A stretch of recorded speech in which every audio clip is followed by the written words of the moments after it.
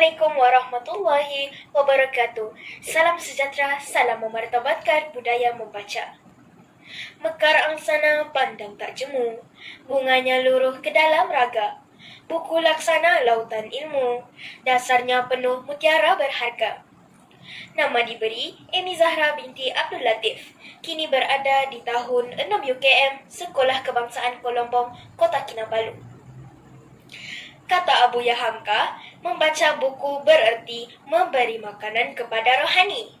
Menurut Joseph Edison pula, membaca merupakan alat paling dasar meraih dalam kehidupan yang sempurna. Justru dua ungkapan ini telah menyuntik semangat motivasi kepada saya untuk mengamalkan budaya membaca dalam kehidupan. Pada hari ini, saya akan mengulas 5 buah buku yang paling saya gemari. Buku pertama yang juga merupakan buku kegemaran saya yang ingin saya ulas adalah buku yang berjudul Komik Pendidikan Britannica Haiwan Domestik yang telah ditulis oleh Lee Jun Fan. Buku ini merupakan siri komik yang berasaskan Britannica Learning Library yang diterbitkan oleh Encyclopedia Britannica Incorporated di Chicago, Amerika Syarikat 2015 dan mempunyai sebanyak 161 halaman. Buku yang mengandungi 4 bahagian bab ini memaparkan konsep sains dalam bentuk komik, gambar sebenar dan maklumat yang jelas berkenaan dengan haiwan peliharaan manusia. Terdapat 4 watak utama yang diketengahkan di dalam buku ini, yaitu Jun yang merupakan seorang yang suka kepada haiwan tetapi tidak tahu cara untuk hidup bersama dengan haiwan. Jun juga mempunyai seekor anjing bernama Joko yang merupakan anjing peliharaan dan juga rakan karibnya. Mei, yaitu rakan Jun pula, adalah seorang yang sangat berminat untuk mengetahui tentang sifat dan cara untuk menjaga dan memelihara haiwan domestik.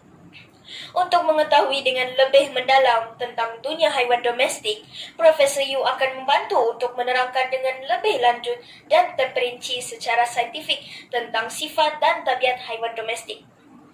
Nilai murni serta pengajaran yang dapat saya petik daripada pembacaan buku ini ialah: pertama, tunjuk ajar daripada buku ini dan juga ibu bapa mengenai cara penjagaan haiwan tentu sekali dapat diserapkan dalam diri anak-anak, seperti bersikap baik serta dapat melahirkan rasa empati dan kasih sayang dalam diri mereka.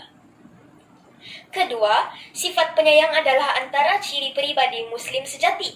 Islam menekankan sikap itu bukan sahaja sesama manusia, tetapi juga terhadap makhluk Allah yang lain. Ketiga, makhluk selain manusia di dalam dunia dijadikan Allah Subhanahu wa Ta'ala bukannya sia-sia atau sekadar penghias alam, tetapi Allah Subhanahu wa Ta'ala menyediakannya untuk menjadi manfaat kepada kehidupan manusia. Buku kedua yang akan saya ulas adalah buku yang berjudul Why Makanan dan Nutrisi, terbitan Orbit Buku 2014 yang mengandungi sebanyak 159 halaman.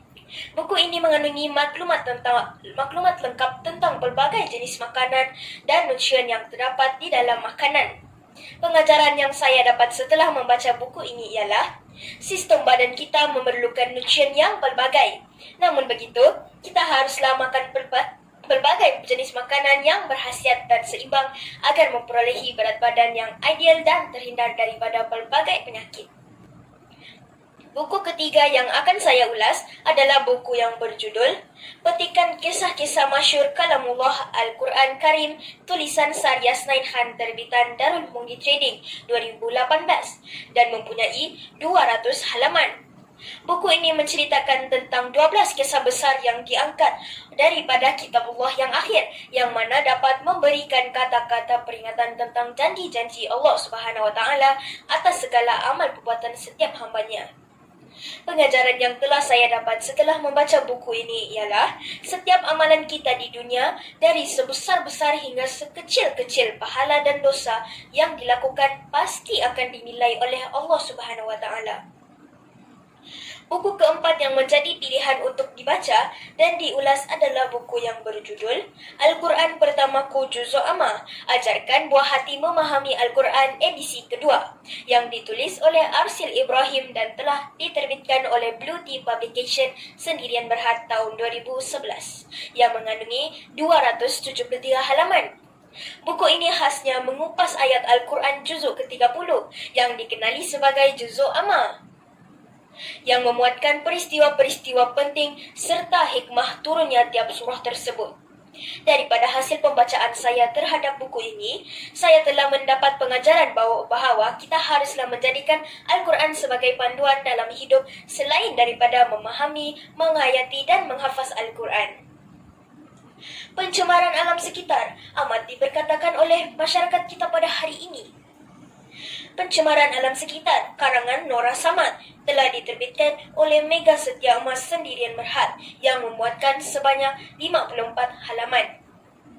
Buku ini amat bermanfaat kepada saya kerana setelah membacanya, saya dapat mengetahui apakah punca utama kepada pencemaran alam sekitar, bagaimana pencemaran itu berlaku dan kesan buruk yang bakal dihadapi. Isu pencemaran alam ini juga sebenarnya merupakan masalah global yang dihadapi oleh kebanyakan negara di seluruh dunia.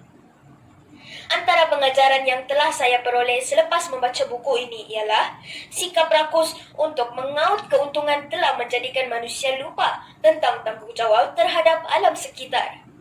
Dalam zaman kemodenan teknologi ini, kita seharusnya mencari dan mengambil inisiatif untuk memulihkan semula alam sekitar yang semakin parah akibat daripada pencemaran yang berlaku.